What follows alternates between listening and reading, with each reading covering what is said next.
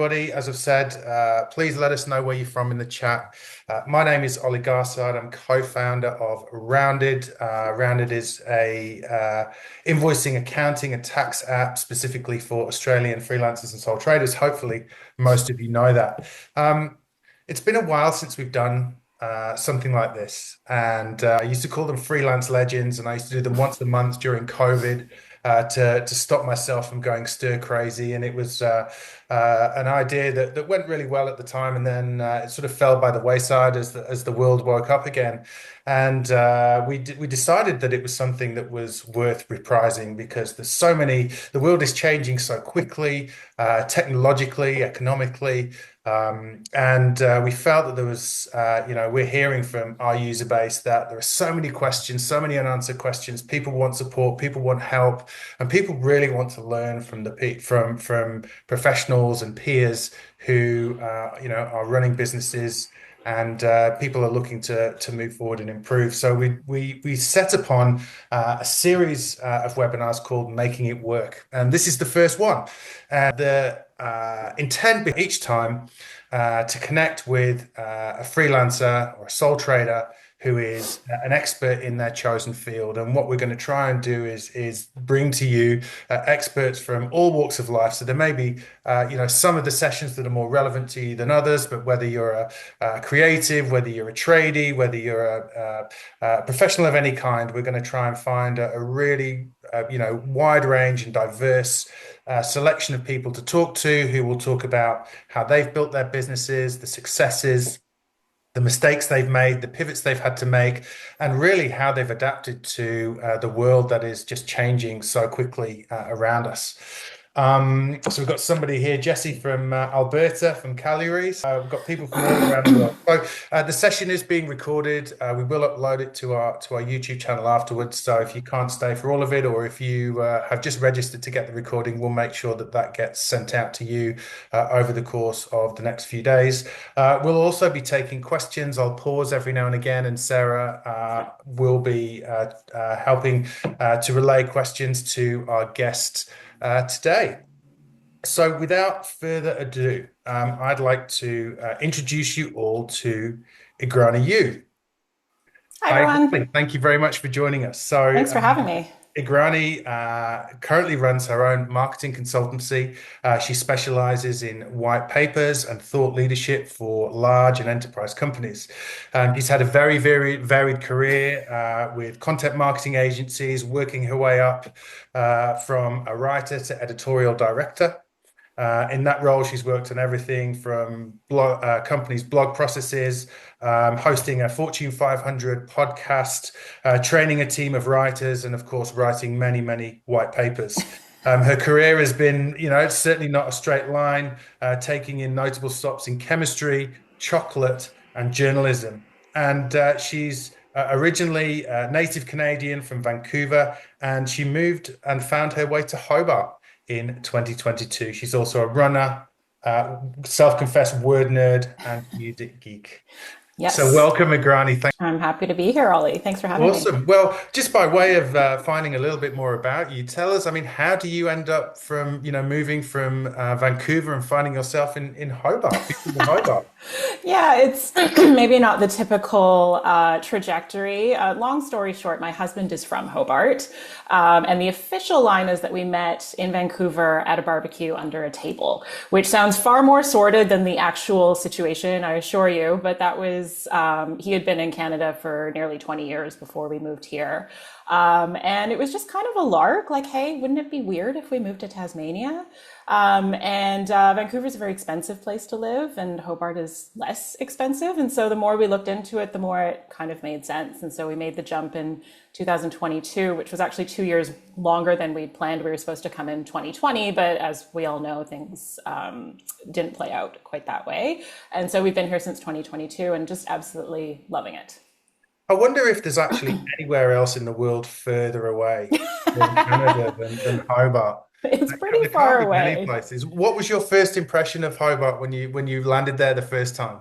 Well, we'd been before, so I wasn't coming sight unseen. Like we'd come to visit annually since 2011, probably. So, I mean, the first thing was just that it's pretty small. It's a very small place. Vancouver's not that big either. It's about 2.5 million people, but Hobart is 250,000 people, and that took a bit of getting used to. But I actually really love it. And you probably know most of them now, so Well, that's the yeah. funny thing is like you start to meet like we had a new neighbor and it turned out she went to school with neighbors two doors down and my mother-in-law knew her mother and her cousin was and it was like, "Oh, okay, like we haven't met you yet, but we definitely know you." So, yeah, it's you have to behave yourself in Hobart, but it's big enough that you have a little bit of anonymity as well. Yeah. So, it's a nice balance. Definitely one of my favorite Australian cities. I love Hobart. Awesome. Well, let's get into it then. As a writer, as a creative, I mean, I think whether you're writing, whether you're designing, whether you're in music, whatever you're doing these days, I mean, it's just a very sort of, it feels like we're in a bit of a flux situation. Technology evermore is encroaching on our ability to create and sucking up a lot of the opportunities that previously might have been some bread and butter work for creators of all kind. Budgets are tight. Timelines are tight, AI's everywhere, and that's created a huge amount of uncertainty. So I think we're really going to try and dig into that today and understand how you've coped with that. So I guess my first question is, what's your take on exactly where we are right now in terms of the impact in AI and the industry as a whole? It's pretty weird.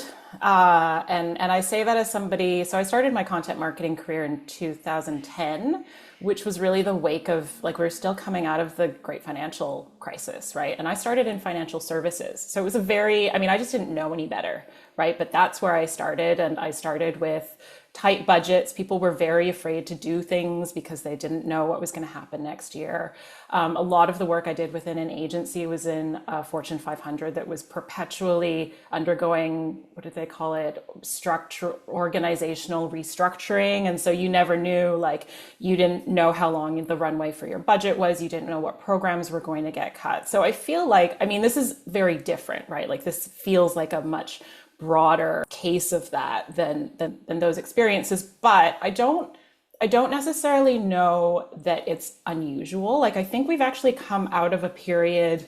I mean, it feels weird to say this because COVID was weird as well, but I think in B2B and a lot of corporate, like there were some pretty big budgets leading up to COVID. There was a gap after COVID as well when people paused everything but suddenly realized like, oh shoot, like we need to be investing in things, and suddenly there were lots of programs going on. I don't know. I think on some level it feels very, very uncertain, and certainly does to me. But I also feel like it's not that new. So I think you have like both of those things can be true at the same time. And I think they are true at the same time. I was at a conference in Sydney a couple of weeks ago and came out of it completely overwhelmed because I work from home, and suddenly to be around 500 people was very overwhelming, plus like just the sheer fire hose of information. But there were a number of talks there just around how AI was changing workflows, mostly in large companies. But there was this concept of agentic AI, and somebody said, well, at some point, like you need sneakers, you might not buy sneakers, you might get your AI agent to talk to the shoe company's AI agent, and then they'll just deliver shoes that meet your needs to your doorstep. And I was just like, oh, like that's really unsettling for me. And like what happens to all the people who are in that process? So I'm rambling now, Ollie, but I feel like it is equally a really scary time, but it's also a really exciting time because I think things are moving really fast. And as much as AI can feel like a threat, it's also a huge enabler. And so I think it's an opportunity to, yes, absolutely be like, oh, like, I don't know what to do. This feels really scary. And yes, sit with that for a little bit, but then to ask, what am I going to do about it? And so like take a little bit of time and learn about the tools. What does it mean for you? What does it mean for the work you're going to do for your clients? And are there ways that those tools can actually help you? Like maybe they don't work very well right now, and playing with them, you realize that, and you can actually take that to your client. And when they're like, hey, we want to do this, you can say, well, I hear you, but here are the issues that I've personally encountered when trying to do that. Like you can educate yourself and use it as an opportunity to add another layer to what it is that you're offering, rather than curling up into a ball which is honestly what I want to do some days. But like, don't curl up into a ball, but actually like engage with it. I'm also going to deal with it. I think that's a really good point. I'd like to go back to something that you mentioned that when you started a few years ago, when you started your own consultancy, that even then that was a period of uncertainty for completely Mm. different reasons. And I think that you're right in that there's never going to be a perfect time. But I'm interested in just exploring a little bit more about what was the catalyst for you to kind of take that leap, because for all of us who have gone into business for ourselves, for people on the in the webinar today who are maybe just about to take that leap or thinking about taking that leap, what was the point around which you went, right, okay, even in the midst of all of this uncertainty, I'm going to do it. I'm going to do it now. What was Mm. the catalyst for you? I mean, so first piece is that it was kind of inevitable that at some point I was going to start a consultancy. Very early in my career, like early in my 20s, I had a mentor who pulled me aside and looked me in the eyes and she said, "You are unemployable." And she meant it in the best possible way. She just meant like, I'm not cut out for a 9 to 5. I don't take well to being told what to do. And that is true to this day. And so it was always kind of inevitable that I was going to have my own consultancy. I tried in 2013 and I didn't have the skills or the chutzpah to make it work. And I went back to the agency 3 months later. When we moved to Australia for tax purposes, I had to start a business. And so that just seemed like the right time. Even though like intellectually I was like, yes, I think I'm ready for this. It was really, really scary to do that because I'd been doing the work. I knew how to do the work. I didn't necessarily know how to run a business. And that was really confronting, to be in the position where suddenly I had to figure out how to run the business. Because moving to Hobart, especially with my experience and what I do, Hobart is not exactly a hotbed of job opportunities if you don't work in certain industries, which I don't. And so, yeah, I mean, long story short, it was kind of circumstance. It was kind of inevitable, and it was also really, really confronting to be in that situation, which was good. Like, again, two things can be true. I was really afraid and also really excited at the opportunities that that would present. Interesting point you make about you didn't know how to run the business. How did you teach yourself? Was that just purely trial and error, or did you go and did you sort of specifically seek information or advice on how to do X, Y, and Z? Yeah, just Hmm. interested to understand how you traverse that Yeah. learning curve. I mean, I picked up a lot in the agency as far as doing the work. So I was very good with client delivery. I knew how to set up a project. I'd learned a lot, especially in client interactions, and how you make that process go well. What I didn't know was like, how do you figure out like just the basics, like who are you serving and how do you go to market and all of this. And I kind of had a spidey sense about it, but I didn't know. And I'd had micro businesses before. So I'd been freelancing before. You'd mentioned like I was in chocolate. That was a little micro business that really was kind of a glorified hobby more than anything. And I'd picked up bits and pieces there. The one thing that I did do that was super helpful for me was I did a mini MBA in marketing. So it's not a full MBA. It's like master's level marketing education. I did it with a professor called Mark Ritson. Fantastic. If anybody wants to talk to me about that afterwards, I'm happy to do that. And I took it because I realized I'd been in content marketing for over a decade and I didn't actually have any formal training in marketing. I'd picked up bits and pieces, but I thought, okay, I'm going to do this because if I'm going to set up my own consultancy, I want to be able to go to my clients with a better sense of confidence and competence. What happened was I was taking the course and realized, oh, actually, if you know about marketing, that helps you set up your own business. And so in a funny way, I actually learned more for myself and in setting up my business and in figuring out who's the client that you're after, what is the offer that you're presenting to them, how do you price that, how do you develop the product. Like these are the core tenets of marketing that, yes, I do bring to my clients, but I realized, oh, turn it around the other way. And that actually really helped me just understand some of the basic principles of setting up a business. And it was like the first year was very, very slow. Like I think in my first year, I made $10,000, and that was a project that I'd actually booked in Canada and took with me. The client was willing to work with me sort of on a delayed basis. So that first year was not very profitable. I didn't really know what I was doing. I worked very, very slowly. And it wasn't really until the second year I hired a business coach. And that really accelerated a lot of my learning because I was able to learn from somebody who had been there and who'd made those mistakes so that I didn't have to make the mistakes. Just having somebody to say, hey, like, I don't know how to do this. How would you do this? That was really helpful. And I made a lot of mistakes, I will say. I think the biggest one being that I was very slow and I didn't, I kind of was trying to figure stuff out on my own. And there's value to that, but there's also a cost at moving too slowly. So right now, do you service clients globally Yes. yeah, okay. Yes. Yeah. And outside of the customer that you took with you from Canada, how did you find your first client? So I got very lucky, I think. So my first client was somebody I'd worked with in my agency days. And due to the structure of the contract with the agency, I was on a non-compete. I couldn't work with them for a number of years. But it had been long enough that I was able to work with them. And just out of the blue, one of the marketing leads at this company contacted me on LinkedIn. She said, I saw your freelance. Are you available? And so we started working together on a limited basis. And she works for it's a big company, it's a global company. And after a while, she said, I'd like to bring you on officially. Like we'd kind of been working unofficially, but they had this very big procurement process to get into this company. And so I went through that process. It took 6 months of long contracts and scary legal things. But once I got on with them, that opened the door to, I now work with, I think, 6 of their marketing leads. And so that's been a really big one. I also did a lot of cold pitching. So a ton of cold pitching where I just had a short LOI. It was about, but it fits into a LinkedIn message. So that's how short it is. And I just identified, okay, like where are the industries that I want to work? Where are the companies that are producing white papers? And I just cold emailed people for probably 2 or 3 months. And I would try to do 10 to 15 every week. And I was just constantly emailing strangers, following up with strangers. I had email tracking so I could see who had opened things and who I should follow up with.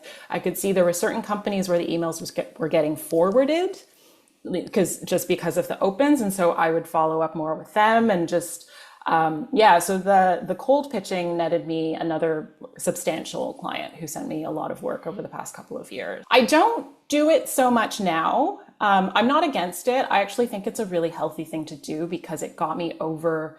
I feel like a lot of people have an ick factor or like just a reluctance to contact a stranger and not ask for work. That's not what I did. I just introduced myself and said, can I be helpful to you?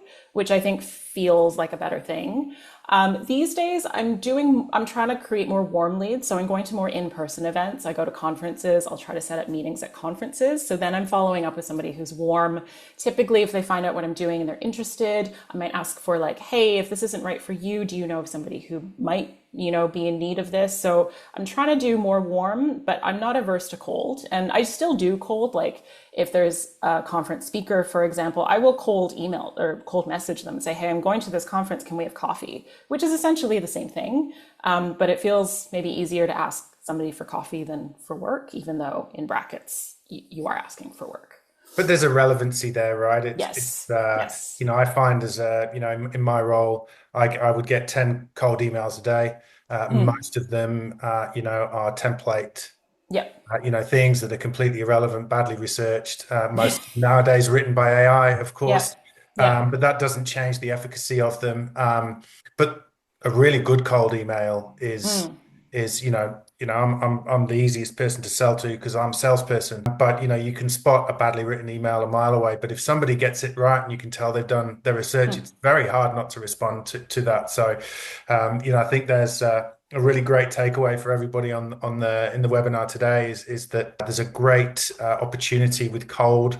It has to be well researched. It has to be thoughtful. You have to make the recipient of your email, understand what your value proposition is and how you can help them. But although it's still a numbers game, there's definitely a place in a business development weaponry arsenal for cold. I just want to jump back into again to a comment that you made about a business coach. Yep. And again, probably comes down to that sort of cold approach and not understanding, there's probably an industry where there might be a lot of snake oil salesmen out there around business coaching and mentoring, but there's also obviously a lot of very credible, very, very good people out there that can really help you. I'm interested to understand, how did you get to the point where you decided a business coach was going to be right for you or might be useful? And number two, how did you identify and select the person that you ended up working with and trusting to help you with your business? Yeah, great questions. So, what I learned, I said previously, I did that mini MBA, and that was I want to say it was like 3 months. It was a little bit expensive. Like, remember, like in that year, my total income was $10,000, right? And so this was like several $1,000s. I had to think very hard about it. But what I learned was that when you have skin in the game, you pay more attention to that thing, right? Because it was such a huge investment for me, I worked my butt off during that mini MBA and I got results much faster than if I had tried to do it on my own. And so I realized that I had a tendency to move too slowly and to overthink things and really to kind of paralyze myself because I was afraid that because I don't know what to do, I'm afraid to take the next move. When in fact, sometimes you have to take a very small move and figure out, oh, maybe that wasn't the right one, but you can course correct, but you're always moving. And so it had been in the back of my head, maybe I would like a business coach. I don't have a business coach in mind. And funny enough, I got an email from somebody. I'd been on his newsletter for a couple of years.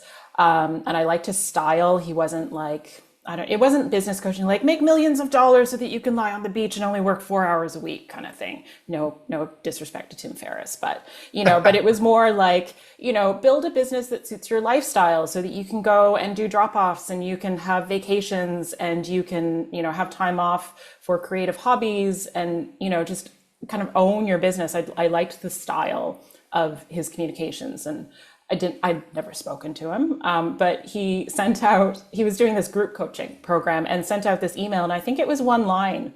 And it said something like, I'm doing this group coaching program. Are you interested? And it just happened like cold pitching, right? It was the right message at the right time. I was like, I'm interested. Tell me more. And it was a structured 4 to 6 month program where basically you went through the basics of setting up the core things that you needed in your business to get set up. And again, I already knew these things, right? Like, who is your target audience? What is your messaging? What are your offers? I knew how to do this. I hadn't done it, right? And so I had a sense, I've always been somebody who needs accountability and I need positive peer pressure.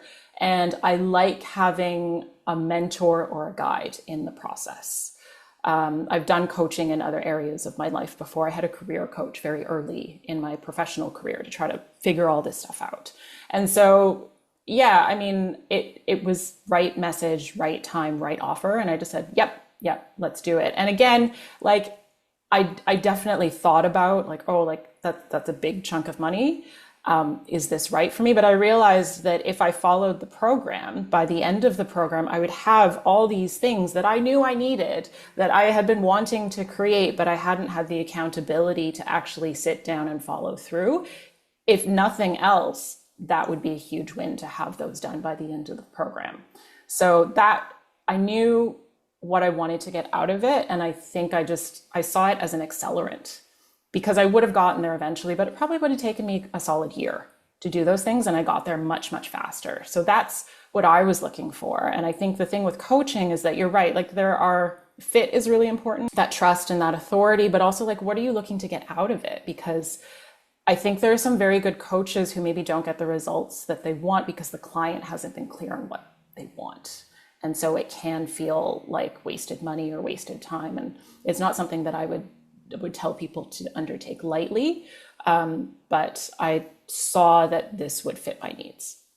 Awesome. So you would look back and say that it was you got a return on your investment there in yourself.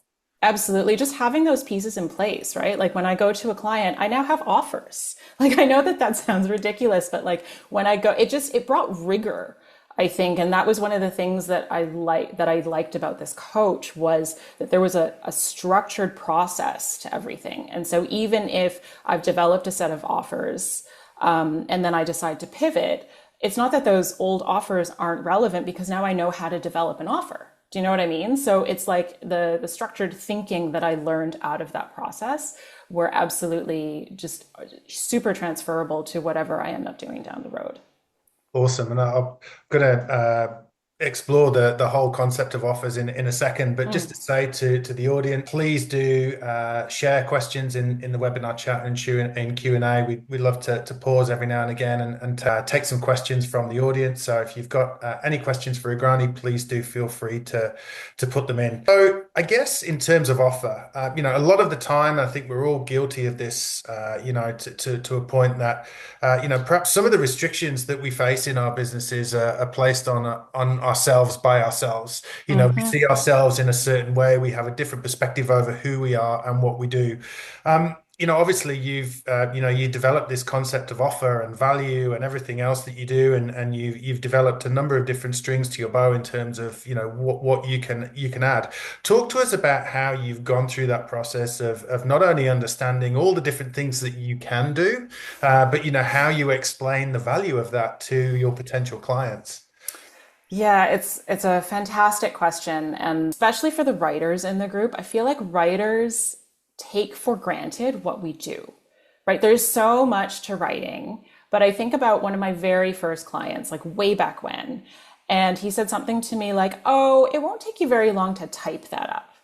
And I realized that he saw writing as making letters appear on the screen. Like I peck on the keyboard, letters appear, this is writing. And so if I think about that, I mean, what are all the other things that go into the writing process that you are not making visible to the client?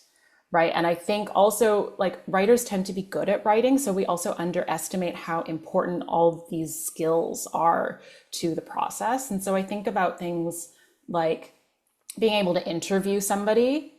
We take that for granted, but do you know what that means? That means that the person who set up the interview isn't embarrassed by putting you in touch with that person, right? So like you can interview somebody and be trustworthy and credible and not damage somebody else's reputation.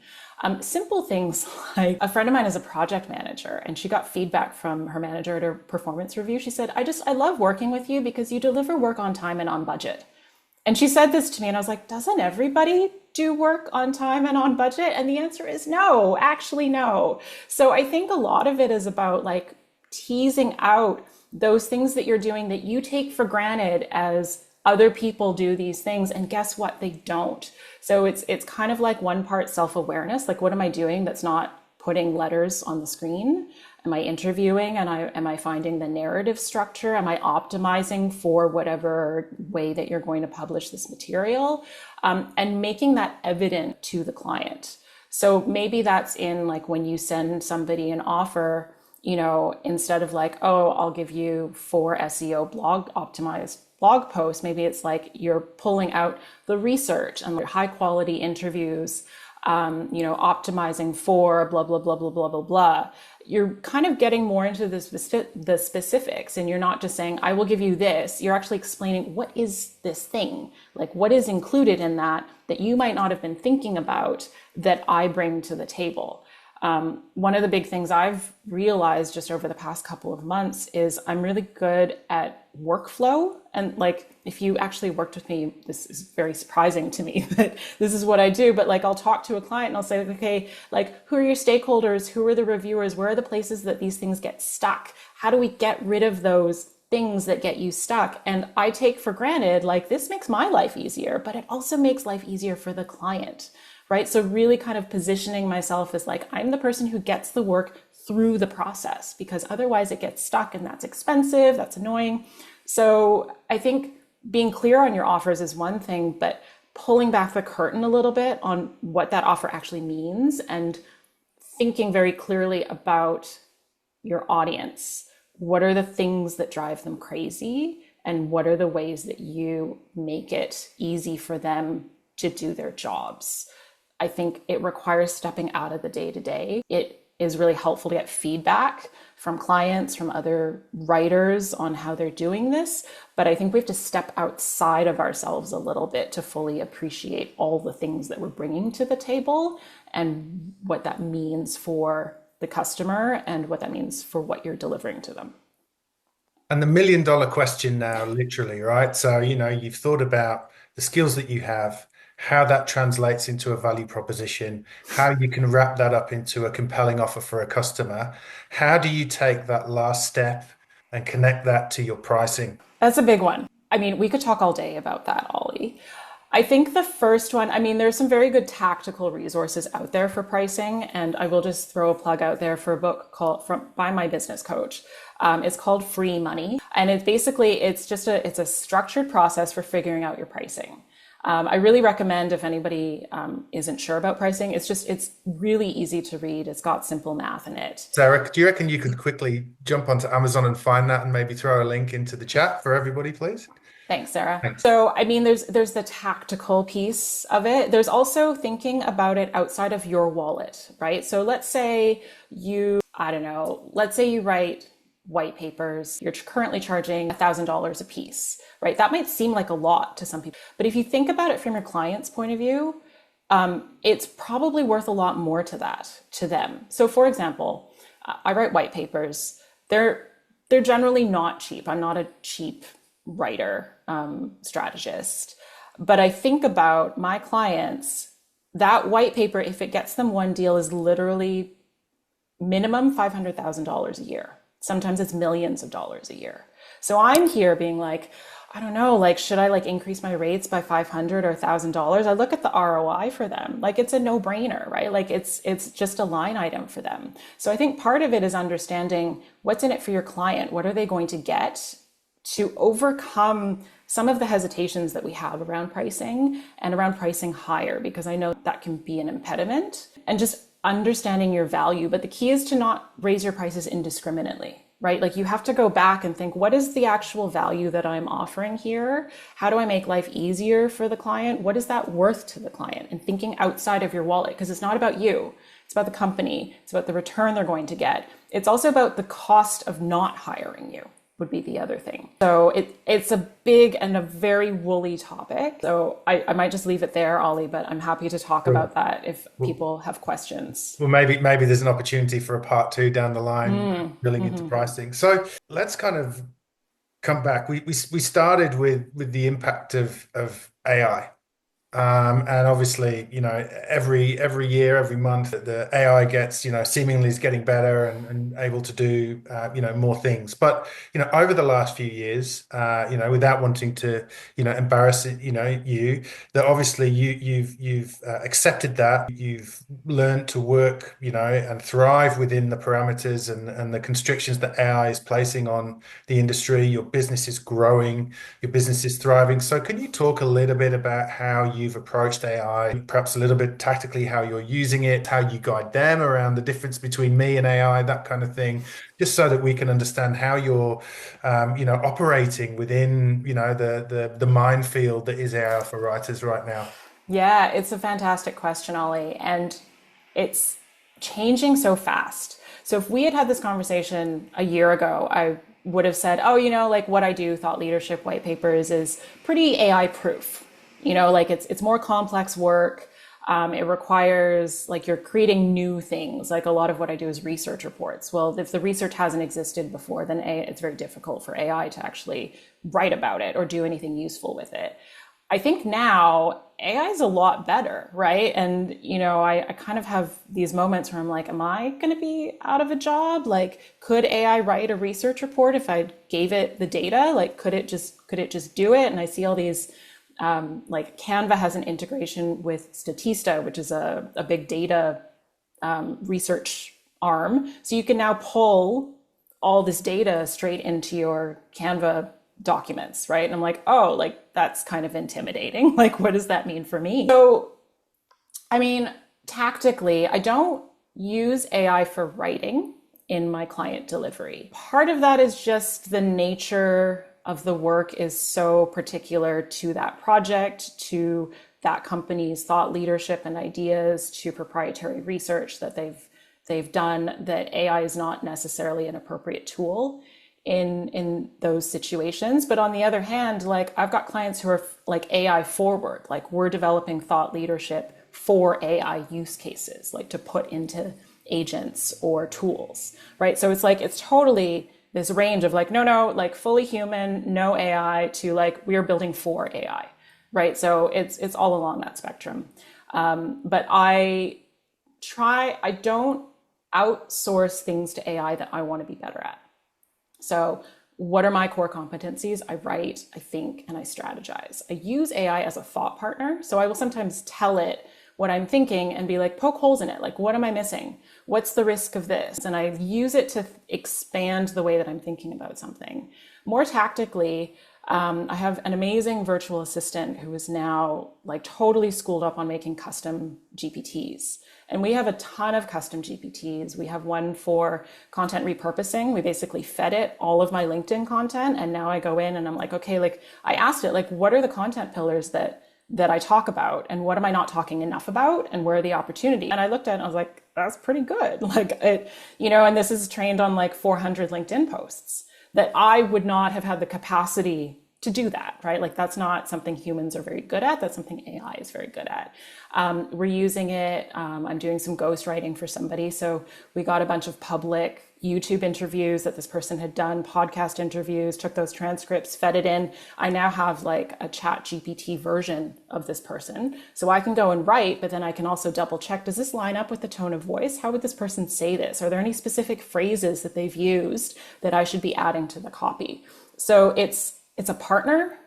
It's not a substitute. And I think having used those tools, I'm faster in certain places than I could be, but I'm better. And I think that's the important distinction, because if you're doing things to get faster, you're gonna fast yourself out of a job.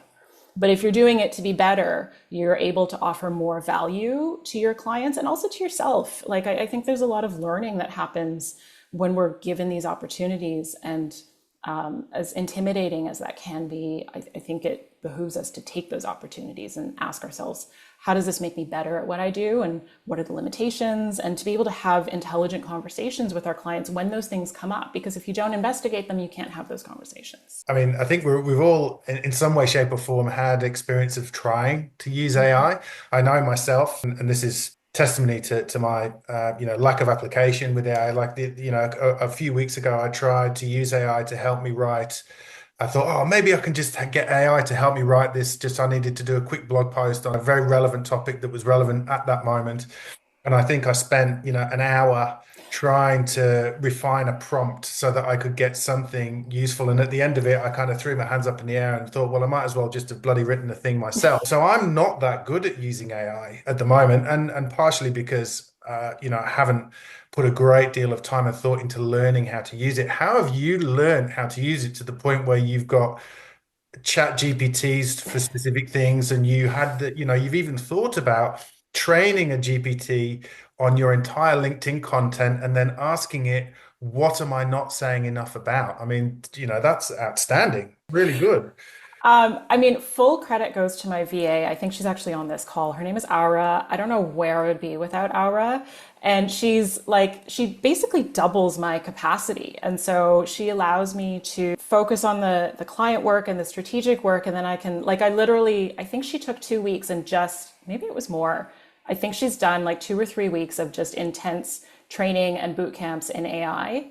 And I've done enough to kind of be like, how are people using it? What are the potential use cases? How might I adapt that? And between the two of us, it can be like, okay, what if I wanted to do this? Can we do this? And then she's kind of got the technical expertise, and I've got that big picture vision to ask, how do we do this? What do we need to be able to do this? And at this point, I think we've got 4 or 5 GPTs. And so it's kind of our go-to when I've got, just questions like, okay, could we do a GPT for this? Like, what would we need to train it? And so, I